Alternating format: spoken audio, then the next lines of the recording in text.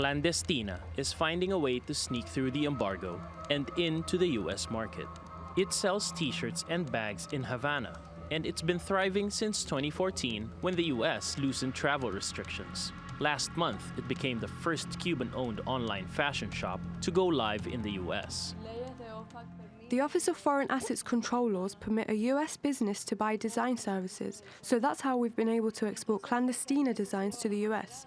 Production, shipping and sales operations are all located in the US. The extra creativity is needed to get the products to the US and get around the embargo imposed by Washington in 1962. On Thursday, the UN General Assembly voted to reject the blockade. But like the 26 votes before it, the latest resolution can't be enforced. Only the US Congress can lift the embargo.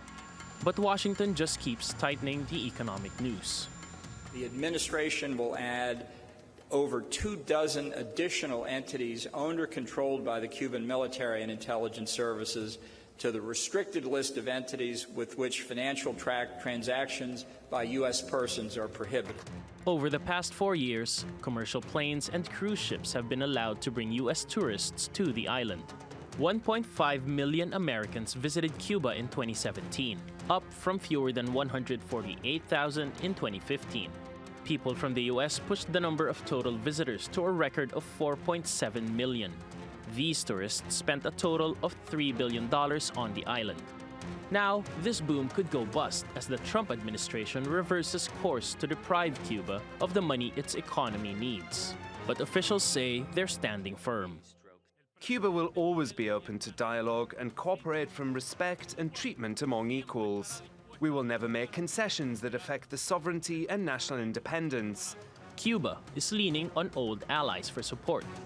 President Miguel Diaz-Canel is on a 5-country diplomatic tour starting in Russia. He's also visiting fellow communist countries China, North Korea, Vietnam, and Laos. Taking a hard line on Cuba ahead of midterm elections in the US could help Trump's Republican Party win votes in Florida. People of Cuban descent in the swing state tend to support the embargo. But a wave of Democratic wins in the midterms could change the tide for the island nation. Paolo Montecillo, TRT World. Well, for more on this story, let's bring in our editor-at-large, Craig Copetas, who joins us now from Paris. Hi, Craig. We know this so-called Cuba thaw began under President Barack Obama when he began to lift sanctions in 2014. As we heard in the story, Donald Trump is looking to roll those back. Why is the Trump administration looking to treat Cuba as an enemy once again? Two reasons. One, Donald Trump needs to have enemies that he can show the American people are a threat to the United States and the American way of life. These are, of course, shibboleths, phony enemies. Cuba is convenient. It's only 90 miles away. This reinforces his base. The second reason and the third reason are votes and more votes. There are close to 2 million Cuban Americans living in the United States, most of them in Florida. And as our report said, most of them vote Republican, and all of them have a real hatred for Castro and the revolution. Is that hatred against Castro and the regime or administration warranted, do you think? No, not any longer. Look, it's over with. Cuba won. They've been going since 1960. The irony of this whole situation is that the only people who are being hurt here other than the Cubans is American industry, because investment is going into Cuba from Europe and other parts of the world. And back when the revolution happened, it was America that controlled the island, which was one of the reasons for the revolution. 90% of Cuba's mines owned by Americans, 80% of its industry owned by Americans, 40% of the Cuban sugar crop, American, all the oil, American. So when Castro overthrew the dictator Fulgencio Batista, America at first wanted to do business with Castro, but it just didn't happen because of Castro's hatred for what the Americans had done supporting this guy, Batista. In fact, Batista was so disliked, even in the United States, that when he left the island, he didn't go to America or Miami, where they spoke Spanish. He skedaddled to Lisbon, Portugal, where he spent the rest of his life being an insurance salesman. Interesting.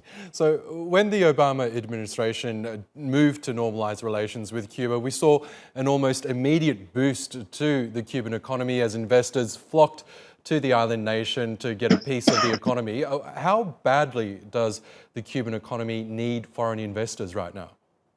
Well, it needs it very badly, and it needs Americans of Cuban descent to go down there who are eager to go down there, particularly younger Cubans. The older Cubans from the Bay of Pigs days, from the revolutionary days, they're dying out, although there's still a great dislike for what is still the Castro regime, which arrests people. It's a dictatorial regime.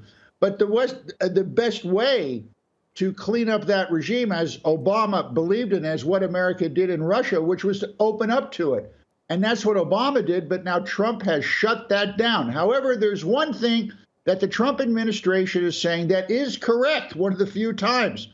All of the large businesses on Cuba, resorts, investment, hotels, you name it, shipping, it is controlled by the business arm of the Cuban military, as it is in China.